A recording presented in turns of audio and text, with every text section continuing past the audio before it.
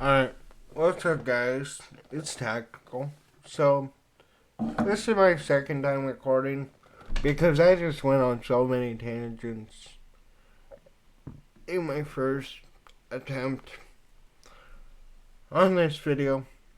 But, before we get into this tremendous pay-per-view that we just watched, if you like the content, subscribe, do all that stuff up your ass. But, UFC 307 really was a card that the UFC had no idea and had nobody available but Alex Pereira to sell to the fans. It was very clear. That's not any fault of theirs though. Alderman Sterling versus Mofsar Alboyev will be a good fight and should have been on this one. But let's go fight by fight. I'll give you I'll give you um my short thoughts. Maybe we'll go back to a few. I want to keep this video somewhat short in the 20-minute range. But we got a lot to get to. Court McGee versus Tim Means. First fight, two veterans going at it. Odd choice to have on this card, but Court McGee gets the first rounder naked and choke. Incredible performance by him. Two legends. Really don't care what they do next. Both are 40. Carlos Esparza versus Tisha Pennington. Carlos Esparza got fucking robbed. There's no way around it. She got robbed in this fight.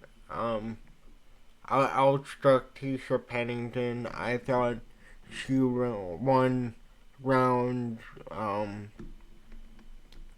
I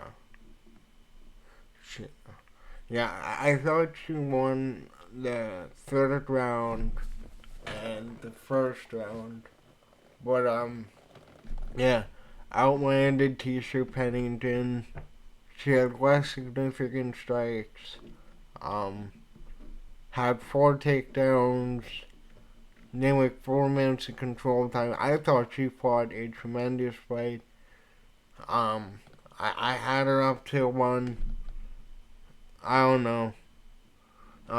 They gave her a good retirement package, but that was the first decision of the night that I found weird. By the way, feel free to put down in the comments how you scored every fight if you want. Because I am genuinely curious, what you thought of these fights. And then we're gonna get to the Almeida fight. Or not Almeida fight, what do you call it? Yeah, the Almeida fight, I'm right. Okay, but Carlos Esparza should have beat Tisha Pennington. Whatever. Ryan Spann submitted OSP by guillotine in the first round. OSP is 40. Ryan Spann, pretty much a journeyman light heavyweight. Was anybody really betting on OSP to have an incredible performance? No. All right. Now, Cesar Almeida versus your Pereira. I need to pull out my notes for this fight. This card was so fucking bad, right? I started writing notes in the third fight in because some of this shit that went on in these fights are just fucking unbelievable.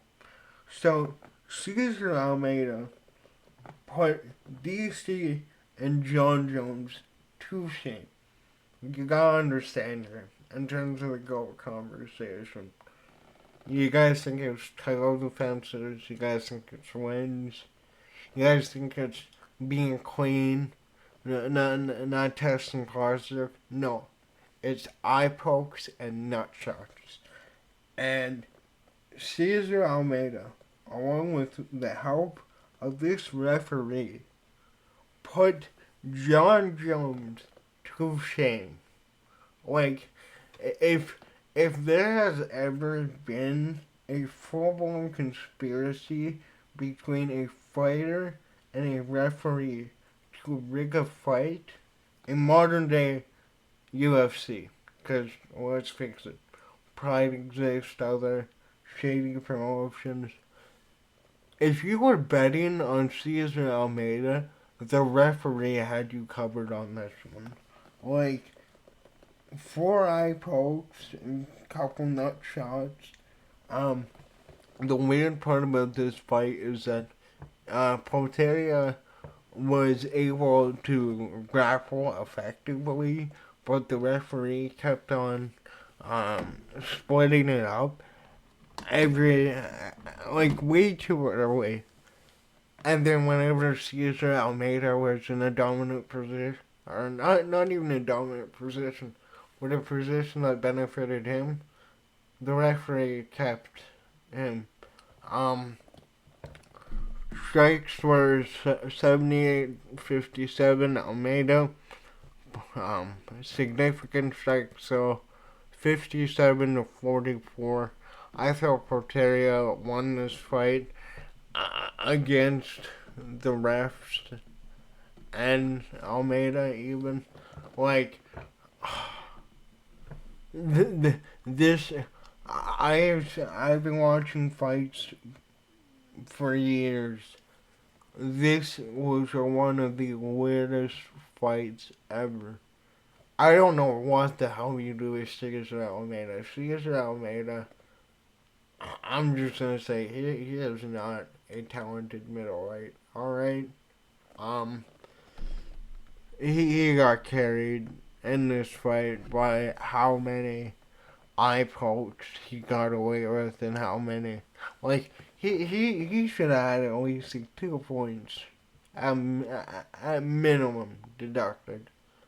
But no, Almeida won by unanimous decision. But the real performance of the night goes to that referee, without a doubt. And then, in a shockingly good fight, that I don't think anybody looked at Alexander Hernandez and Austin Hubbard and thought, this is a banger fight. But it was. Let me call out my notes here. This was the best I have seen Alexander Hernandez look in a while. Both of them looked really good.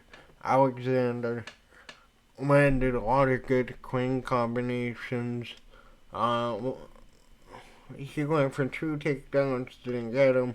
Hubbard wasn't able to get any takedowns. Alexander Hernandez's takedown defense in general was on point tonight.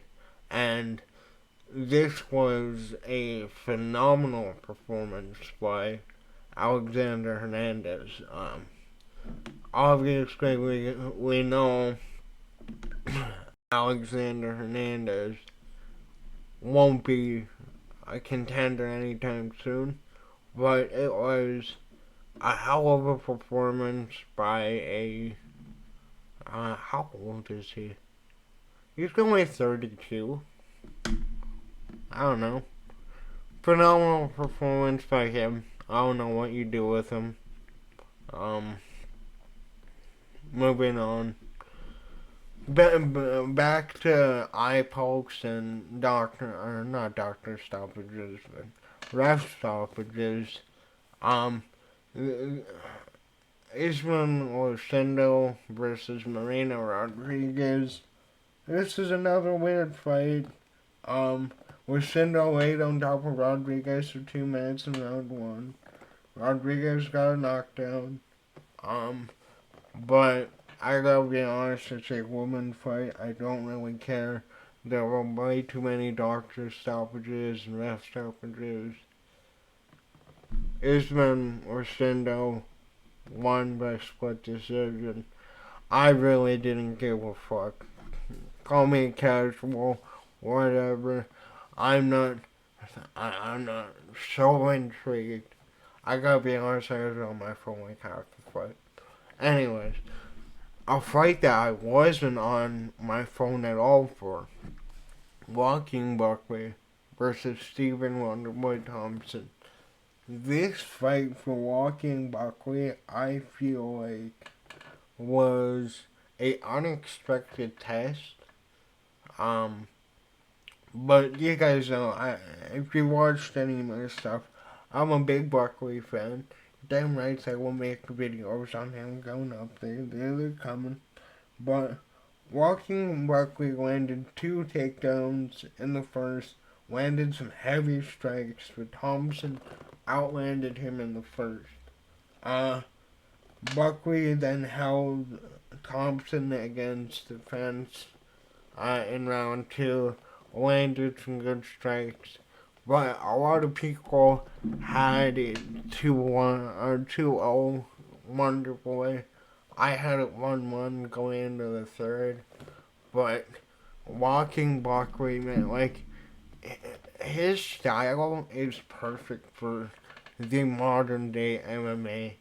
Like, when he started mixing in the takedowns, he was able to get them fairly regularly. He got 4 minutes of control time. He was able to land some shots from the ground. But it definitely, it weighed on Thompson, but he still stood in that fight. Then at the end of the fight, Thompson landed a big head kick, but Buckley responded with a huge right hand, knocking out Wonderboy. Phenomenal fight. Honestly, it could have went either way had Buckley not knocked him out. Really good fight. You guys know I'm a big Buckley fan. I want to see him fight Sean Brady. I think Buckley versus Sean Brady is a banger fucking fight. Give it to me in February or January or something. Now, Kayla Harrison, Dominance MMA is back, everybody. Kayla Harrison wins by unanimous decision, but Caitlin Pereira made it an interesting fight. Kayla Harrison at the start of the first clinched Vera against the cage, landed some strikes. Should have been separated earlier, and that happened a few times in this fight. Kayla landed a takedown with a minute left, landed some big strikes on Caitlin Vera. Round 2 was just a faint fest until Kayla Harrison clinched Vera. She landed some big strikes in the clinch, only taking one meaningful shot. Kayla gets a big knot from an elbow above her right eye. Kayla scored a takedown then at 2:45 in the third. Landed some ground and pound, including some big elbows. Kayla goes for a choke, but stands up before the bell. Winner, unanimous decision, another dominance fighter, and weirdly a needle emoji was put on my notes. I don't know who did that one.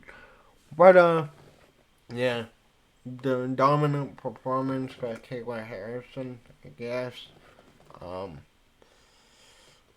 She's gonna fight Juliana Pena, and I'll just save that for when I talk about the co-main. Roman Duetse versus Kevin Holland. This was a very weird fight. Roman Duetse outstruck Kevin Holland.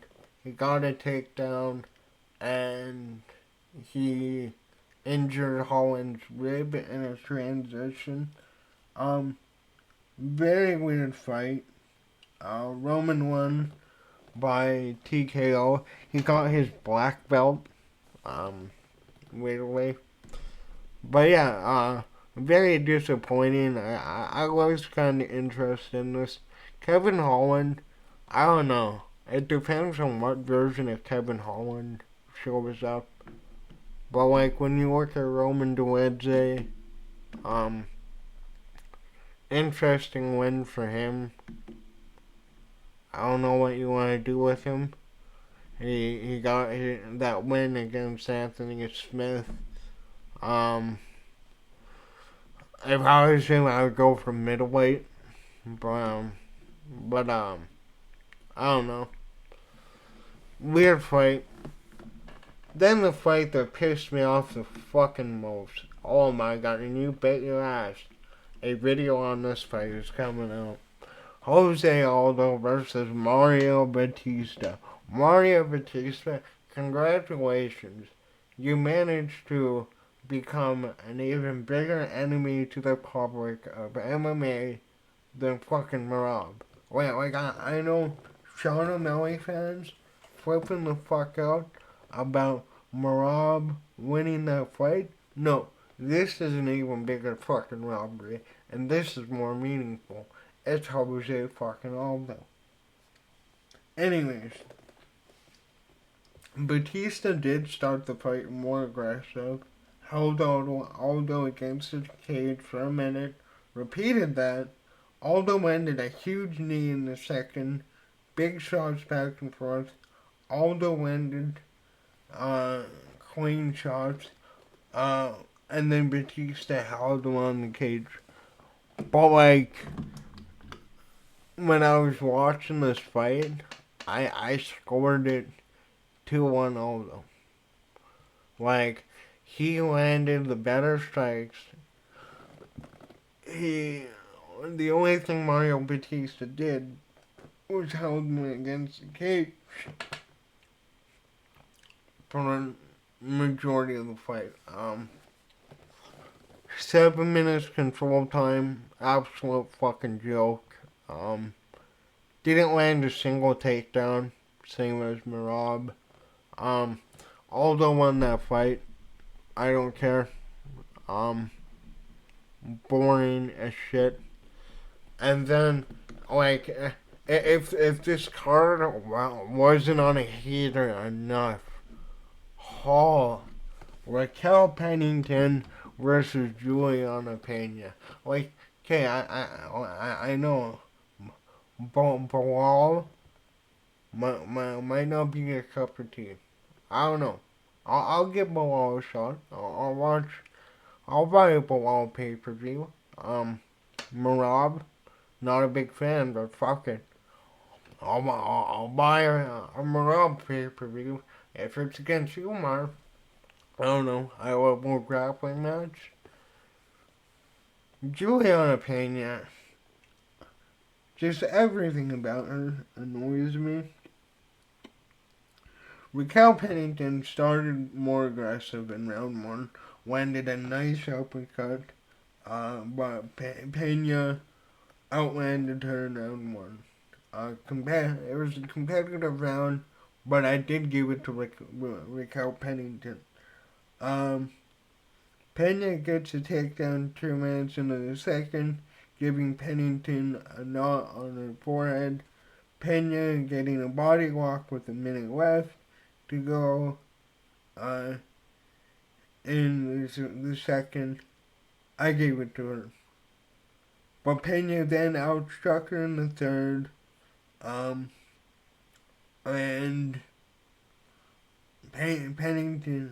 Pennington landed a big strike, or a big head kick in the fourth. I'm sorry.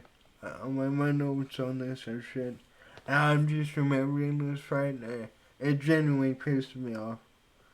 she pressured Pena, stupidly, no, yeah. She pressured Pena, got the knockdown, and then stupidly went down to the ground when she should have just went there, stayed on the feet until the ref stood it up. Fourth, I had it 2-2 going into the fifth. Fifth, stayed on the feet. Pena looked tired. Pennington pushes her on the cage. Pennington landed big shots near the minute warning. Pennington landed a few counters at the end, and then they gave it to Juliana Pena, who will be dominated by Kayla Harrison. I don't know. Maybe I'm wrong, but I had Raquel Pennington winning that fight. I just, I wouldn't hate Juliana Pena that much if she wasn't that annoying. But no, Juliana Pena won, even though I thought Raquel Pennington won. Juliana Pena versus Kayla Harrison. That's gonna be a fun Halloween event for Marab versus Umar.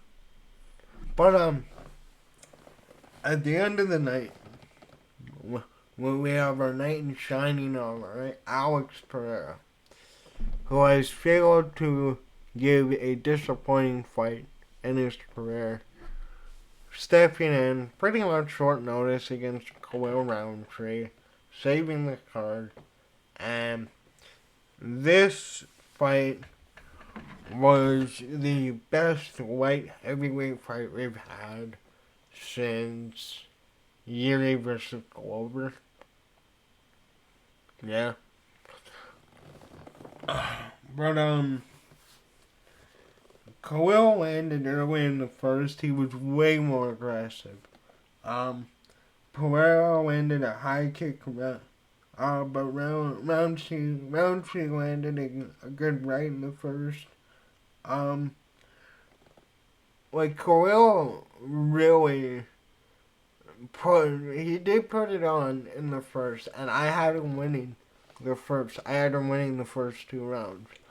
I was impressed by Khalil, and I was one of the ones that kind of disrespected Khalil, but with his Muay Thai background, he was able to not only use his height, his height, but his Muay Thai background to defend against Pereira and stay with Pereira.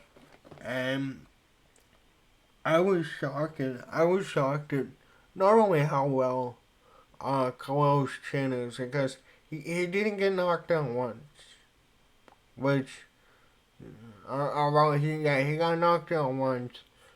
He nearly knocked down Pereira, but yeah, Khalil is a beast. I know a lot of people have issues with the fact that he got this title fight off for a suspension, which is pretty messed up. But this is the fight we got. You can't take away a fight that has already happened. And this was one of the best light heavyweight title fights I've ever seen. Alex Pereira becomes the fastest fighter to 3 title defenses ever. I think he beat out Ronda Rousey by like a month. But the thing about this win, and in my video that I'll dedicate to this fight, Alex Pereira faced a lot of adversity in this fight, and the one thing about Pereira, when you look at the Jan Blachowicz fight, you look at the first Izzy fight in the UFC, I need to clarify, is that when it comes to game planning and switching things up between rounds, Alex Pereira is one of the best fighters at that. Like, obviously, the infamous round 5 where he went out and just starts, well, not really, starts with TKO'd Israel Adesanya. Um, like I said, Khalil Roundtree easily won the first 2 rounds. But, like, it's like Alex Pereira, once he was able to start landing the leg kicks, he then started working on the body. And then there's in round 4, when he started focusing on the body, that's what took Roundtree out. And, man, I can't take anything away from Roundtree. He he fought the best fight we have seen against um Alex, but Alex came out looking phenomenal. Top 10 UFC fighter all time. I I think objectively you can say that now. Um, the fact that this guy has really only been in the UFC for 2.5 years. He's a two-weight champion. He broke the record for fastest fighter to 3 defenses. He could probably get up to like 6, 7, 8 title defenses if he keeps it for a year. That's if he wants to fight.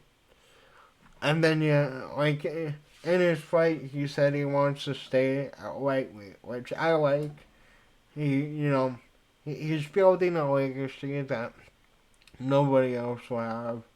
But I think it's clear he'll get the winner of Rakic and Kaliv. I don't think anybody beats him, though. Um, Anthony Smith would be the biggest submission threat to him. But I think Anthony Smith would get destroyed by Pereira. Uncle Ive, um, Uncle Ive, I know that's the guy everybody wants to see, and that's probably the fight we will get. But when I watch Uncle Ive's style, I don't see it being like this completely different skill set that Pereira can adapt to. And like I said, the way Pereira adapts in his fight might be his best trait over his un- unspeakable power of just tapping you once and you're paralyzed for the rest of the fight.